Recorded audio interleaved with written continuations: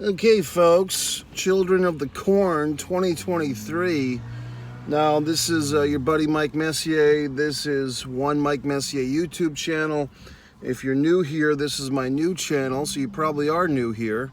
And I do Mike's Instant Movie Reviews. And we're talking about Children of the Corn 2023. Now, guess what? I was a little hoodwinked by myself, I guess. I thought that there was some type of nostalgia week for horror films in these movie theaters this week because it was no later than 2 nights ago that I saw the Texas Chainsaw Massacre from, I believe, 1974 and 1976, the original Texas Chainsaw Massacre on the big screen. I saw the Children of the Corn listed, and I assumed that it was going to be the original Children of the Corn, which I think was 1986, but I could be wrong. Apparently now there's 11 films in the Children of the Corn franchise, and this remake, I believe, of the first one, if I'm following this correctly, it's actually the first one of all 11 films that I've ever seen.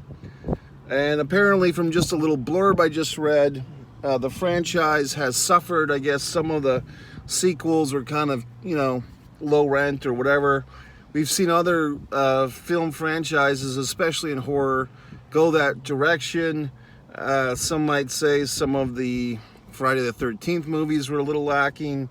I think wasn't there one Jason in Space? Some might say some of the Hellraiser sequels perhaps were a little less than. But that's neither here nor there nor yon. We're speaking of Children of the Corn 2023.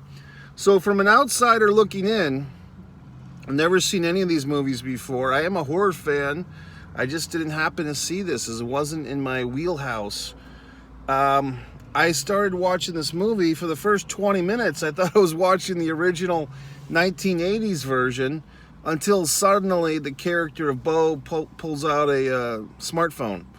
Now, should you see this movie, before I give any spoilers, just the ups or downs, once again, I say this so many times, if you're a horror film fan, I think you'll definitely like this one.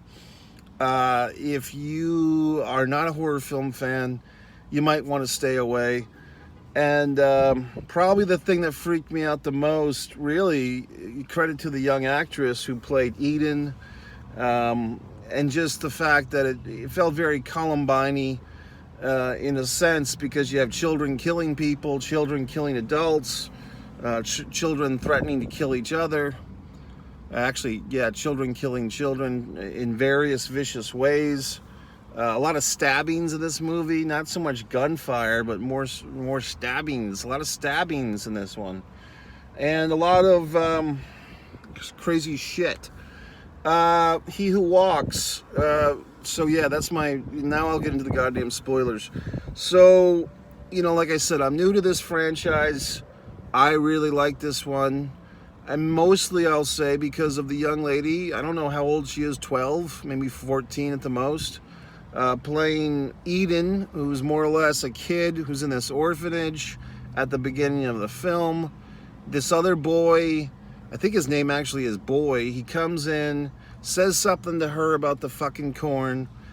She says, you've been sleeping in the corn all night. The dude, the young guy, probably 15, 16, goes into the fucking orphanage, stabs a guy, an adult, on his way in. Then the local would-be sheriffs or whatnot come over to the fucking orphanage, and they start putting this deadly lethal gas in there, and it fumes all the kids that are still in the orphanage because they're trying to get the one bad kid, and they kill all the kids. So that's going to come back to haunt them later on because of Eden. I thought she was great. I also thought the protagonist, the young lady, a little bit older, Bo, she was equally as good. Sometimes, the villains in these movies, you think of Denzel Washington in Training Day, but nobody thinks of Ethan Hawke in Training Day. He did a great job too. Sometimes it's tough to be the protagonist when you're working with a really awesome villain. I mean, think of is a guy's named J.K. Simmons in Whiplash with Miles Teller. You know what I mean? It's hard for these big time performances of villains to be outshined, I guess, by a steady protagonist. But the way that I see a protagonist in a movie, which means the good guy, you're or the central character, you're the foundation that everyone else has to bounce off of. So the Bo actress, whoever she is, actually does do a great job. She's got to stand firm and steady and kind of let this, little Eden have her moments. And such as, once again, J.K. Simmons and Miles Teller in that movie, Whiplash, which I saw again last week. Anyway, this movie's, I enjoyed it. I mean, what the fuck? I mean, I was caught for a loop. I thought I was watching. I'm sitting there thinking, man, for 1986, this is pretty good camera work, and this is pretty good depth of field, and pretty good cinematography here for a 1986 movie. And then it dawns upon the fuck of me. Then I'm like, oh, wait a minute. Was this a Children of the Corn remake from 10 years ago? Because they still had, smartphones 10 years ago. So then I'm thinking, when was this movie released? What the fuck? And then as soon as the movie's over, I'm putting on my phone and I'm seeing that this is actually a 2023 release. And this is the opening fucking day. So while everyone else and their mother and their stepfather are going to see Creed 3, I'm counter-programming. I'm going to another film, and there you go. Now, should I do my Texas Chainsaw fucking Massacre review here? I don't think I will. I think I'll stop the video and start a new one and give you my in-depth Texas Chainsaw Massacre. Now, folks, just a little programming note. If you're new here, if you're saying, well, who is this asshole Mike Messier? I'm just a friendly fuck. You can go to my other channel, One Pro Wrestling Fan. It has all my archives, literally thousands of fucking videos. Some stuff on there I think has been overlooked. A Word I Hate is a great playlist of my adventures going back several years. My own personal films are also on that One Pro Wrestling Fan page, which formerly FKA, known as Subscribe to Mike Messier YouTube channel.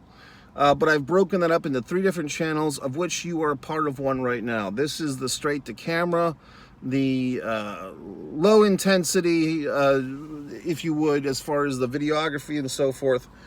Although I do have a nice little camera that I'm using, a nice little light here for these straight to camera videos. You might be saying, well, gee whiz, Mike, why don't you sit there with a nice microphone in a goddamn studio like every other asshole on YouTube that thinks they're Walter Cronkite? Well, look, I know I'm not Walter Cronkite, and I'm not going to have a false pretense of some fucking studio in my basement. I'm just going to come to you from the streets when my passion is raw for these goddamn situations, okay? When I feel like doing a video, I do one. I don't sit there and fucking map out, well, Tuesday at 11, I have to do the live stream. Fuck that. I'll do what I want. So, in any event, I hope you're along for the fucking ride. If you look on this channel, One Mike Messier YouTube channel, you should find my playlist of my other channels and so on and so forth. And then if you want to watch my high-end, high-quality film work that I create, go to One Man in a Camera Films. I always get nervous in this parking lot. There's a fucking tent over there. They're selling art and so forth. I don't know. I just get a little nervous. In any event, go see this movie if you're a horror fan. If you're not, don't. If you want to see a great horror film on YouTube, check out Disregard the Vampire, a Mike Messier documentary. Even if you're not a horror fan, you can watch it. That's on One Man in a Camera Films, and also with about 2,500 views over on One Pro Wrestling Fan. If you happen to be a pro wrestling fan, you can please subscribe, assholes, to One Pro Wrestling Fan, and that'll be that. So that's it, folks. That's the end of this review. If you really want to be a nice guy or gal, buy all my books. Go to the upper right corner of this page and go to my Amazon page and buy my wonderful books.